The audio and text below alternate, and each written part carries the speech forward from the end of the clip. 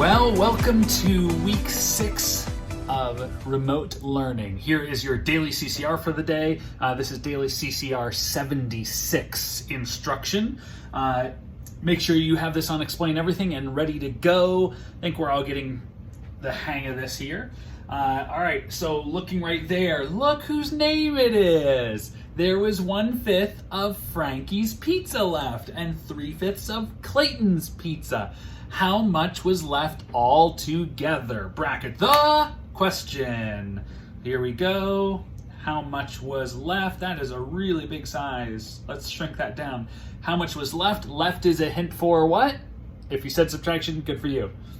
But we actually want to know how much is left, but all together. So all together means add? What's that mean then?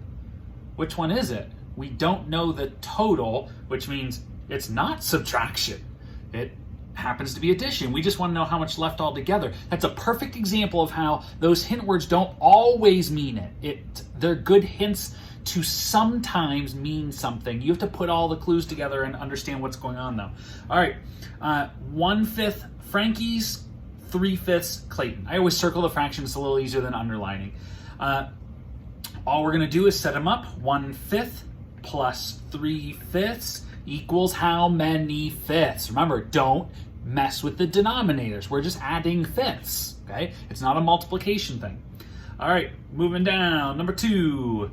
How do you know that 9, how do we say that? Let's take it to the right of the decimal point. We've got tenths, hundredths. 9 hundredths is smaller than 4 tenths, okay? So when we write this, it says how many tenths are in each of these numbers. That's the hint. And when you look at this, we see that there are 0 tenths in this one, and there's 4 tenths in this one. Well, the closer to the decimal point, okay, the higher the value when it comes to decimals go. Tenths is worth more than hundredths, which is worth more than thousandths, and so on. So if you think about it like this too, okay, here's what 9 hundredths looks like, and here's 4 tenths. Okay, so think about that, 9 out of 100 or 4 out of 10, okay? Pretty sure I can tell which one is bigger, okay? Smaller the denominator, the bigger the fraction. All right, so how do you know? You can just give some sort of answer that relates to this. There are this many tenths in this number, there are this many tenths in this number. So instantly you know. All right, number 3. There are 18 marbles, 2/6 of them. What does of mean? Of means times. Times means of, or groups of. So there are 2/6 of them. What's them? Them is 18 marbles. So 2/6 of the 18 marbles are green, and 2/9 of the 18 marbles are red. Bracket the question, how many are green? How many are red? Okay, so you actually have 2 different separate questions there. All right, so let's go ahead and solve this now.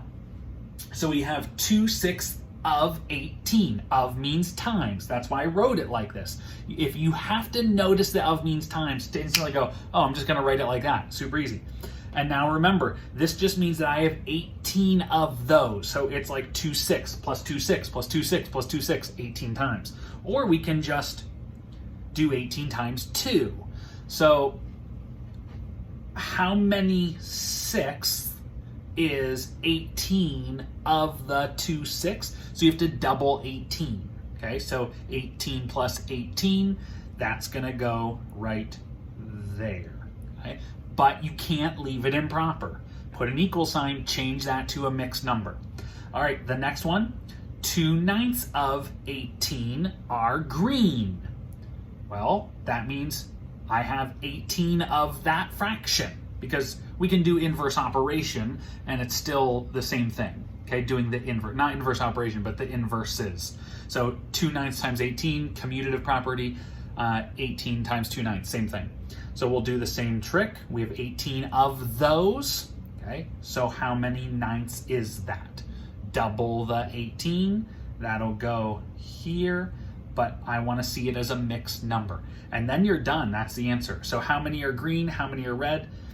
2, 6 are green. So make sure you mark that this is the green side and that this is the red side. All right, all of you watching this daily CCR, I want you to look at the screen right now because I want you to see I actually hid something watch if you zoom in really close to the screen here. Okay, this isn't really a period.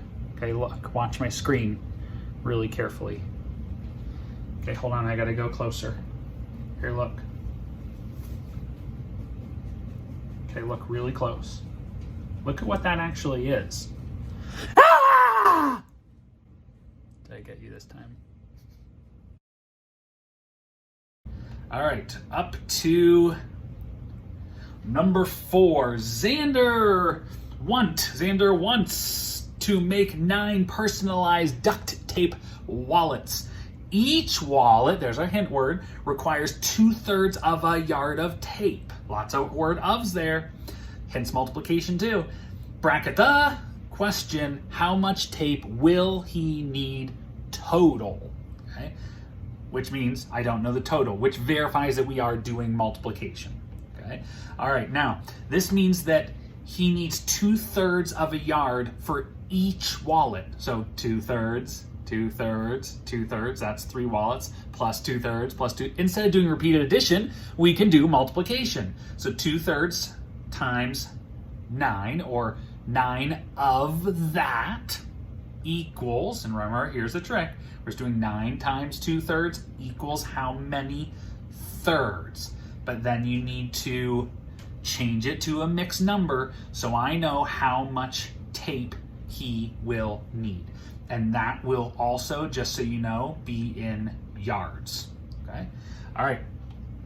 Next one is number 5. Show how to solve 3/10 plus 6/10. You cannot add denominators that are different. They have to have the same denominators to say 3/10 plus this many tenths, or something hundredths plus 6/100ths. So, look, there's space next to the 3/10. Let's change the 3/10 to be hundredths. So let's set this up here. What whole can you multiply by to turn the tenths into hundredths? But remember, you can't mess with the fraction. You can just change how it looks. It still has to be equivalent to 3/10. So 3/10 times what over what will equal hundredths. Okay, so figure out what would go there to turn this into hundredths, and make sure you do the same thing to top and bottom. We're multiplying by 1 whole. What will that be? And then you can add that hundredths plus this hundredths to equal a certain amount of hundredths. Okay. All right. Maybe you'd even want to simplify that if you really, really, really want to impress me and show what that would be simplified, since they both will end up being even numbers. Okay. All right. Number 6, order these fractions from greatest to least. And remember, the very first thing we do is we want to put a B here and an S there, some BS down there, big, small, so we don't mess that up and accidentally reverse it. Now, I want you to think about your strategies. So our strategies are, can I turn any denominators into another? We're talking about strategy 1, 2, 3, that type of thing. So let's look at your first steps here. Okay, literally pick 2 fractions, and can you use each other's numbers, okay, and make something work? So let's look at 12 times 3 and 3 times 12. That makes 36, right? So does that help me with the 8?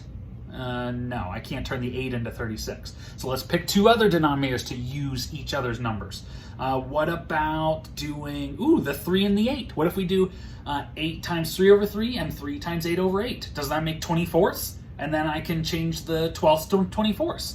So let's do that. Let's change everything to 24ths, and we'll figure out what it's all going to look like. So the very first thing we're going to have to do is rewrite everything. There's my 2 8ths. Here's my 3 12ths.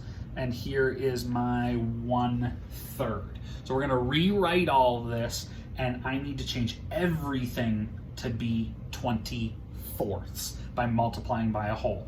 So I'm just gonna take care of this one first, times 3/3, and I have 6/24. Okay? I'm gonna do that same process with the other ones, but I'm gonna have to multiply by different wholes to get them to all say 20/4. Then I can compare and order them biggest to smallest, or greatest to least.